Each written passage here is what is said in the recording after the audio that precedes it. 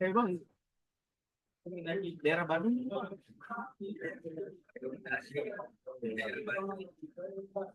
Lo habis ke Sunan ini? Hah? Karitem. Karitem.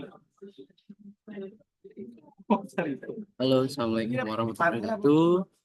Perkenalkan, nama saya Galen Nursio Budro. Saya ingin menjelaskan analisis sentimen ulasan pengguna perpustakaan keliling Jakarta Pusat pada Twitter menggunakan algoritma Navi Bayes dan Spot Vector Matching atau yang disebut SVM. Disusun oleh Galen Nursio Putro dengan NIM 2370064266089, program studi Sistem Informasi Fakultas Teknologi Komunikasi dan Informatika Universitas Nasional. Bab pertama adalah pendahuluan. Eh, 1.1 adalah latar belakang. Perpustakaan keliling di Jakarta Pusat merupakan inisiatif pemerintah daerah untuk memperluas akses masyarakat terhadap literasi dan bahan bacaan di wilayah yang kurang terjangkau. Lalu di sini ada salah satu metode yang efektif untuk memahami presentasi dan opini publik adalah analisis sentimen. Dan lanjut, di sini ada 1.2 identifikasi masalah. Eh, yang pertama, bagaimana persepsi masyarakat terhadap layanan perpustakaan keliling di Jakarta Pusat. Dan lalu yang kedua, algoritma mana yang lebih efektif antara Navi Bayes dan SPM dalam menganalisis sentimen masyarakat terkait layanan perpustakaan keliling. Bagaimana teknik pemrosesan data dan penyimbangan kelas atau SMOT dapat meningkatkan akurasi analisis sentimen. 1.3 batasan masalah. Di sini ada tiga masalahnya. 1.4 tujuan penelitian dan yang 1.5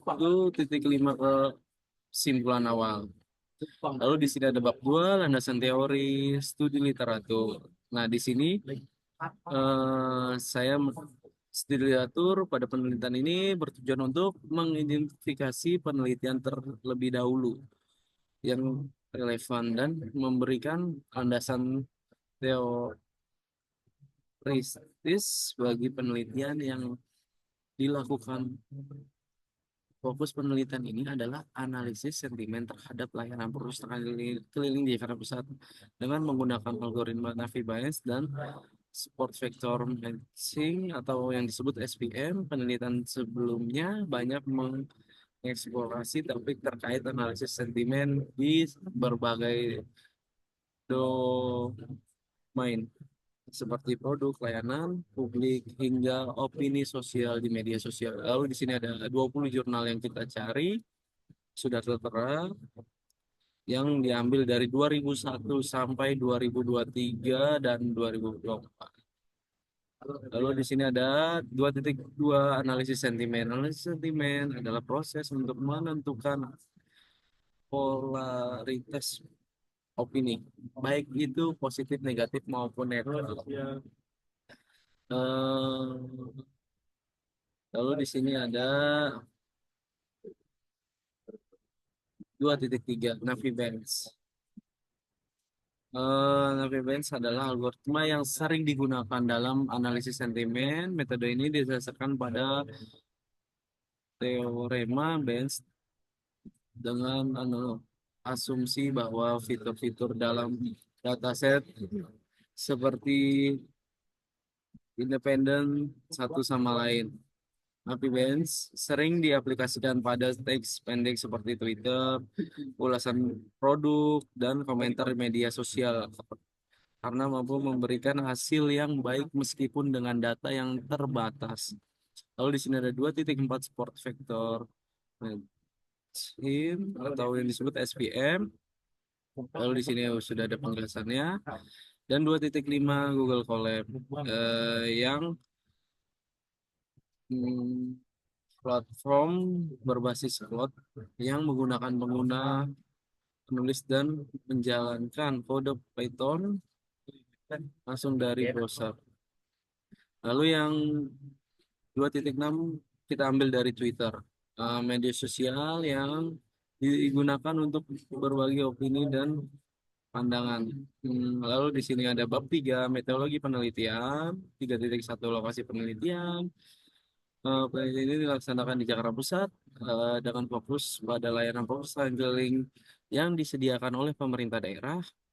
Lalu di 3.2 waktu penelitian berlangsung dari Januari hingga Maret 2024. Selama periode ini data dikumpulkan dan dianalisis untuk mendapatkan hasil yang presisitif. Lalu di sini ada 3.3 objektif peneliti. Objek peneliti adalah sentimen masyarakat terhadap layanan perpustakaan keliling di Jakarta Pusat. Penelitian ini menganalisis opini yang digunakan media sosial, khususnya Twitter. Lalu di sini ada penelitian, di sini ada penelitiannya, lalu ada 3.5 teknik pengumpulan data, dan di sini ada rumusannya. Terus rumusannya, lalu di sini ada 3.6 pengembalian dataset, 37 3.7 evaluasi model, dan di sini ada yang pertama perfeksionis, recall, F1 scroll, accurate, accurate, dan kelima makro advance, dan keenam wedge event. 3.8 Navi Bytes. Di sini sudah tertera algoritma yang digunakan untuk klarifikasi teks berdasarkan Theorem Benz. Algoritma ini efektif untuk analisis sentimen pada dataset pendek. Lalu di sini ada rumusannya. Titik 9 support vector match atau disebut SPM. Lalu di sini ada keterangannya dan rumusannya.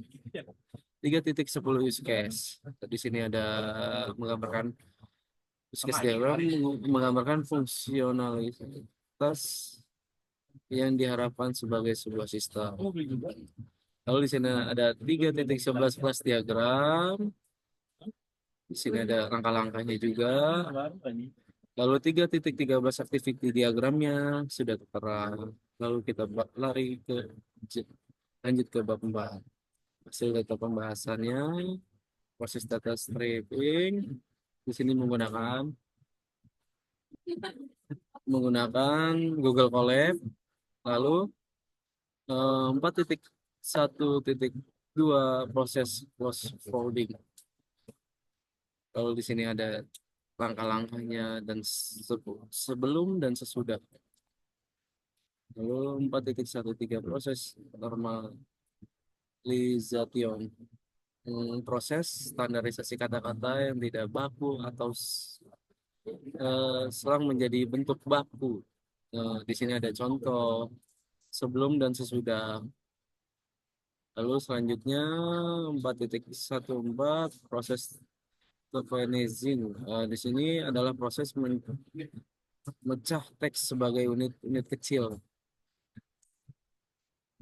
Lalu di sini ada 4.15 proses waiting stop untuk umum yang tidak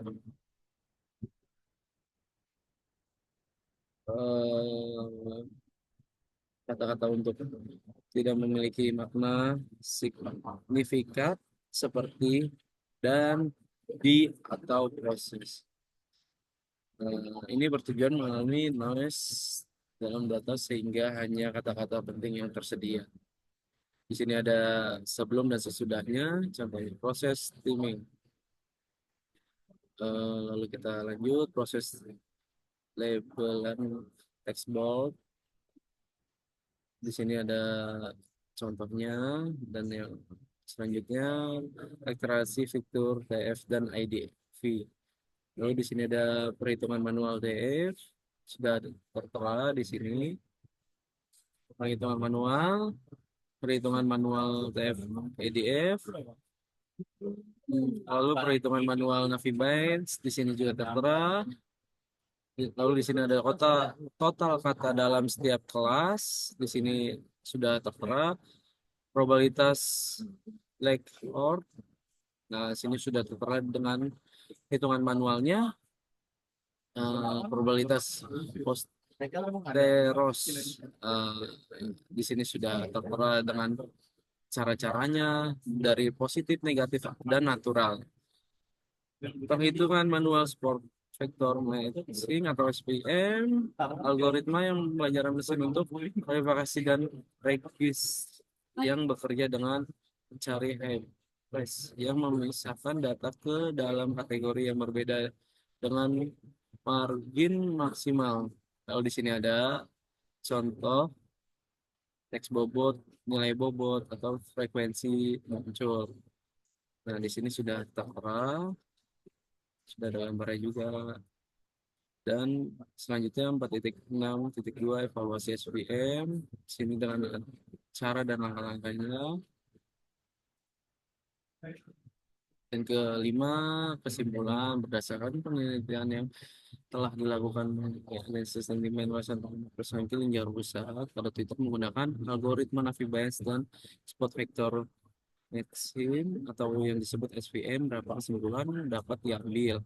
Data ulasan yang diperoleh dari Twitter berhasil diolah melalui setiap pemrosesan yang meliputi pembersihan data, koneksi, penghapusan stop word, dan streaming.